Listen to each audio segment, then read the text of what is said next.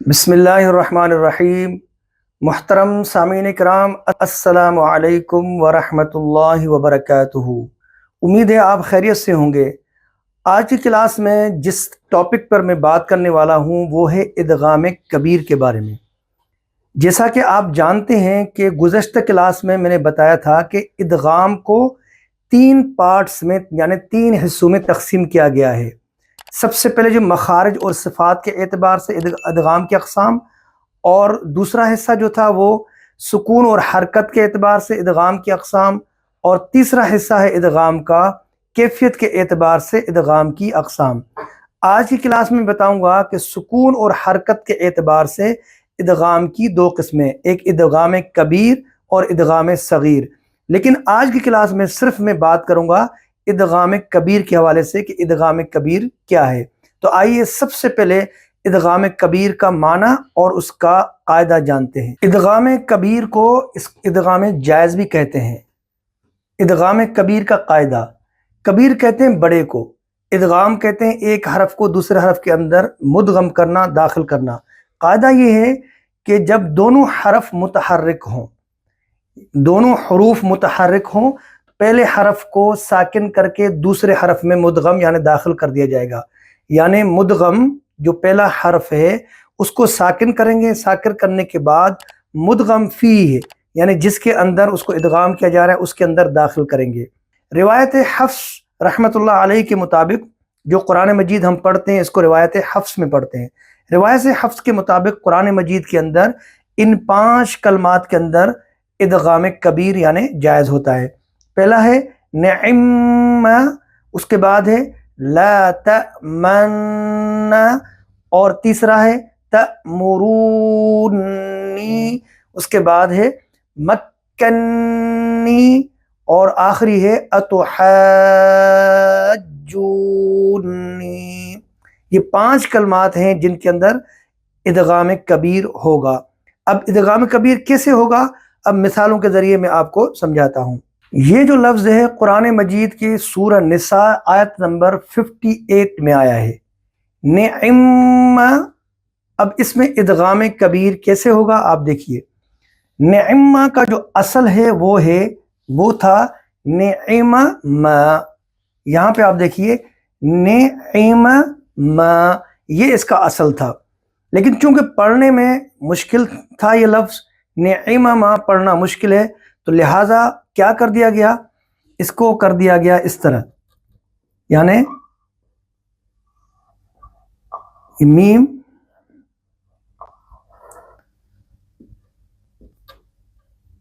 یہ ہو گیا میم ساکن، اور اس کے بعد اس میم کے اوپر تشدید آ گئی۔ جب تشدید آ گئی تو اس میم کو یہ ساکن ہو گیا، پہلے ہم نے اس کو ساکن بنایا۔ جب قاعدہ کیا تھا؟ قاعدہ یہ تھا کہ پہلے حرف کو ساکن کر کے دوسرے حرف کے اندر مدغم کرنا ہے، داخل کرنا ہے۔ تو میم کو ہم نے پہلے میم کو ہم نے ساکن کر دیا۔ ساکن کرنے کے بعد آپ کو پتا ہے کہ جب دوسرا حرف ہے اس کے اوپر آ گئی تشدید آنے کی صورت میں ساکن حرف اس کے اندر مدغم ہو گیا۔ مدغم ہونے کی صورت میں یہ کلمہ بن گیا نعم، اس کی صورت یہ بن گئی۔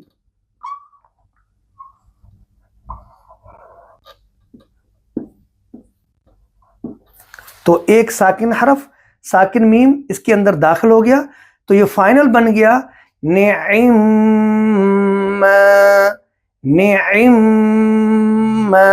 بجائے اس کے اصل صورت میں اس کو ہم پڑھتے نعم، یہ مشکل تھا، تو لہٰذا پہلے میم کو ہم نے ساکن کر دیا، ساکن کر کے دوسرے کے اوپر تشدید آ گئی۔ جب تشدید آ گئی تو ساکن میم اس کے اندر مدغم ہو گیا۔ مدغم ہونے کی صورت میں اب صرف اس میم کو پڑھیں گے نعم۔ دوسرا کلمہ، دوسرا جو لفظ ہے سورہ یوسف آیت نمبر 11 میں آیا ہے، اس میں اس ادغام کبیر ہوگا لا تأمن۔ اس کے بارے میں ایک ویڈیو بھی بنا چکا ہوں کہ اس میں اشمام کا قانون بھی ہے، تو لہٰذا وہ ویڈیو آپ دیکھ سکتے ہیں، ڈسکرپشن پہ اس کا لنک موجود ہوگا، اور آپ یہاں اسکرین پہ بھی دیکھ سکتے ہیں۔ اب اس کا اصل کیا تھا؟ اس لفظ کا اس کا اصل تھا لا تأمنون۔ اب دیکھیں یہ پڑھنا مشکل ہے، تو یہ جب مشکل تھا تو ہم نے کیا کیا، پہلے نون کو یہاں پر ساکن کر دیا، یہ اس کے اوپر آ گیا سکون، تو یہ بن گیا لا تمنا۔ سکون کے بعد اس کا پڑھنا بھی مشکل ہے، تو لہذا پھر فائنلی ہم نے اس کو کیا، اس طرح بنا دیا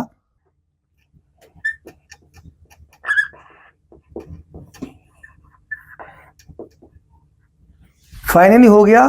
جب پہلا نون ساکن ہو گیا، سکون کے بعد دوسرے نون کو ہم نے تشدید اس کے اوپر دے دی، تو پہلا نون اس کے اندر مدغم ہو گیا، یہ ہو گیا لا من۔ جب ہم اس کو نون کو ادا کریں گے تو اس میں اشمام کریں گے، یعنی ہونٹوں کا سرکل بنائیں گے، یہ آپ ویڈیو دیکھ لیں آپ۔ تو اب ہو گیا یہ فائنل لا تمن۔ اب تیسرا کلمہ ہے، یہ آپ دیکھیے، یہ سورہ زمر کی آیت نمبر 64 ہے، یہ لفظ ہے تأمرونی۔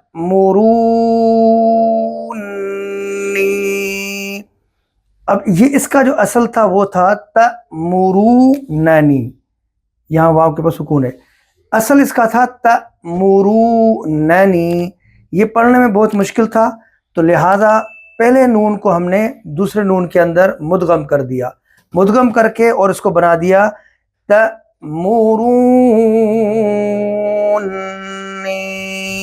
تو فائنلی یہ ادغام کبیر ہو گیا۔ اس کے بعد جو اگلا کلمہ ہے وہ سورہ کہف آیت نمبر 95 میں، یہ لفظ ہے مکنی۔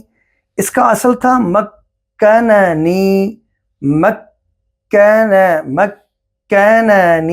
یہ اصل تھا اس کا مکنی، مکنی، کیونکہ مکننی پڑھنا مشکل تھا، اس لیے اس کو بنا دیا مکنی۔ آخری کلمہ جس میں ادغام کبیر ہوگا وہ سورہ انعام کی آیت نمبر 80 ہے، لفظ کیا ہے اتحاجونی۔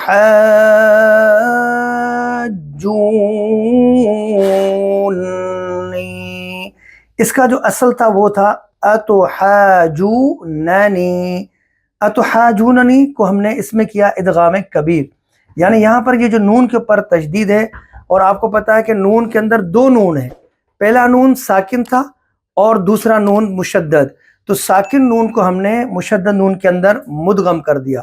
جب مدغم کر گیا تو پڑھنے میں ایک ہی نون آئے گا، اور اس کا فائنل ہو گیا لفظ اتحاجونی۔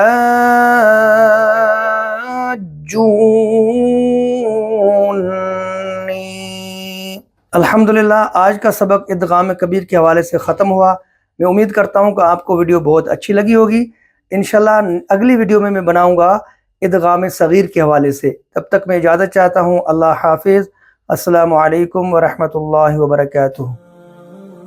لرن قرآن with قاری عبد الجبار، دلکش تلاوت اور تجوید کے اصولوں کے ساتھ قرآن مجید کو سیکھنے کے لیے قاری عبد الجبار کے آفیشیل یوٹیوب چینل کو سبسکرائب کریں۔